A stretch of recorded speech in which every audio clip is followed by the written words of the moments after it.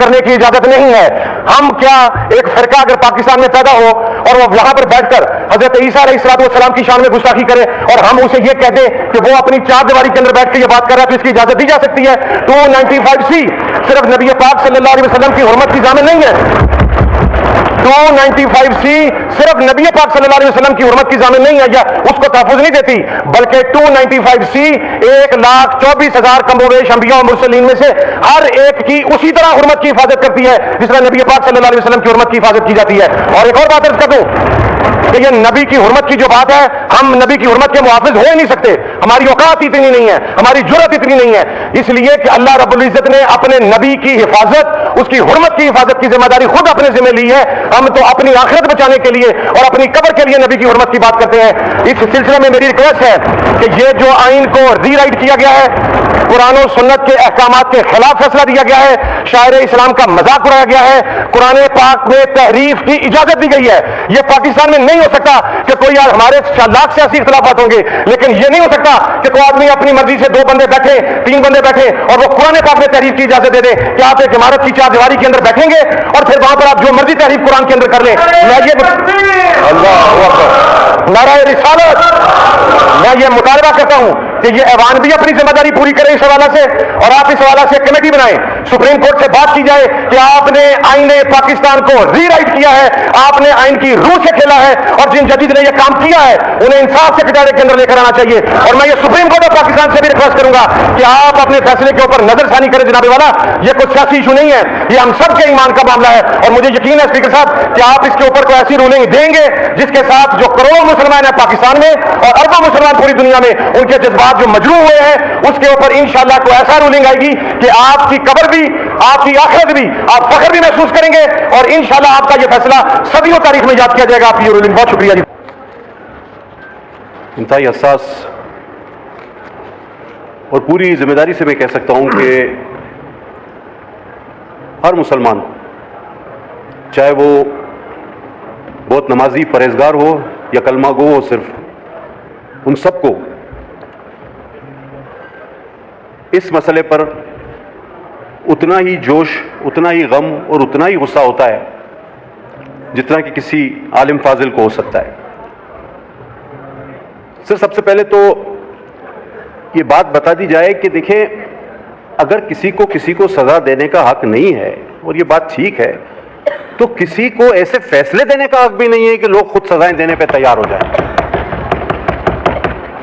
یہ آپ بھی جانتے ہیں، میں بھی جانتا ہوں، یہ ایوان بھی جانتا ہے کہ کچھ ایسی چیزیں ہیں جن پر ہم اپنے جذبات پر قابو نہیں رکھ پاتے اور یہ مسئلہ اس میں سر فہرست ہے.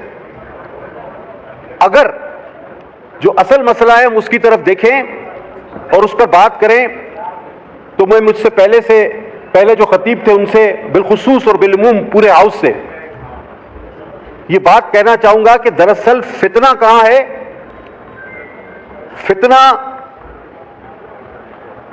ہیومن رائٹس کے نام پر، انسانی حقوق کے نام پر مغرب سے پھیلایا جاتا ہے. یہ مرتد وہاں جاتے ہیں اور کہتے ہیں جی پاکستان پہ ہم پہ بہت ظلم ہو رہا ہے. ہزاروں ویڈیوز، سینکڑوں ویڈیوز آپ سب نے دیکھی. اور مغرب چونکہ اسلام کے بارے میں جانتا نہیں تو وہ یہ کہتا ہے کہ بھائی آپ لوگ ان کو مسلمان کیوں نہیں مانتے؟ مسلمان، میں نے اس سے پہلے کچھ دنوں پہلے ایک ہاؤس میں ایک ذکر کیا تھا، بعد میں پتا چلا کہ ان جج صاحب نے اپنی تصحیح کر لی تھی. وہ ہائی کورٹ کے جج صاحب نے ایک فیصلے میں لکھ دیا کہ sect of Muslims it's a minority. اب سب اصل بات کی طرف آئے. ہم آج یہ پیغام اس ہاؤس سے مغرب کے اور کہو کہ تم انہیں سیاسی پناہیں دو، انسانی حقوق کے پرچم بلند کرو. ایک سی ڈی کی کاپی رائٹ ہو جاتی ہے کسی فلم کی تو قانون لاگو ہو جاتے ہیں. کاپی رائٹ کو بہت بڑا جرم بنا کے پیش کیا جاتا ہے. آج یہ منافق اپنے آپ کو مسلمان کہتے ہیں، اپنی تحریف شدہ کتاب کو میرا قرآن کہتے ہیں، لیکن ان کو یہ کاپی رائٹ نظر نہیں آتا. ان کی آنکھوں پر پٹی بندھی ہوئی ہے. یہ لاؤڈ اینڈ کلیئر میسج ہماری طرف سے جانا چاہیے. لیکن فتنہ پیدا کرنے والے کو کتنی بڑی سزا ملے گی؟ ایک بار پھر ماشاءاللہ کھڑے ہو کر یہ بھی بتا دیجئے کہ جو اس 25 کروڑ عوام میں فتنہ پیدا کرتا ہے، جو پتہ نہیں کتنی لاکھوں میں تنخواہیں لے کر اس قوم کو اپنی قلم کے ذریعے اس آگ میں جھونکنا چاہتا ہے، ہمارے ایمانوں پر ضرب لگانا چاہتا ہے، ہمارے جذبات پر کھیلنا چاہتا ہے، اس کو کتنی بڑی سزا ہم دینے جا رہے ہیں، یہ بھی پتہ ہونا چاہیے۔ لہذا میں سر اسپیکر صاحب آپ سے درخواست کروں گا، میں دست بس اپنے بھائیوں سے اپیل کروں گا، کوئی کمیٹی نہ بناؤ، میرا آقا آخری نبی ہے، میرا ایمان ہے، ہم سب کا ایمان ہے، اس مسئلے کو دوبارہ پیچیدہ اور ڈسکس کرنے کی کوئی ضرورت نہیں۔ ہاں ایک کمیٹی بناؤ کہ جو اس قسم کے فیصلے دیتے ہیں جس سے عوام میں بے چینی، انتشار اور فتنہ پھیلتا ہے، ان لوگوں کی کیا سزا ہونی چاہیے، اور آرٹیکل کو اگر ری رائٹ کیا گیا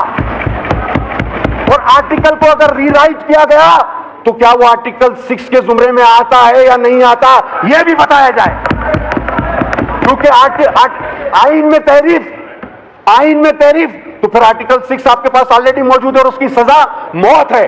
تو میں اس ہاؤس سے، آپ کے توسط سے، اپنی تمام جماعتوں کے ساتھ مل کر ایک لاؤڈ اینڈ کلیئر میسج بھیجنا چاہتا ہوں، چاہے کتنا ہی لمبا کالا کوٹ آپ پہن لو، چاہے کتنے ہی لوگوں کو آپ نے پھانسی پر چڑھا دیا ہو، آپ ہمارے ایمان پر حملہ مت کرو، ہمارے ایمان پر خدا کے واسطے حملہ مت کرو۔ حضرت محمد مصطفیٰ صلی اللہ علیہ وسلم کی جو شان ہے وہ ہمیشہ رہے گی، تم کچھ نہیں کر سکتے۔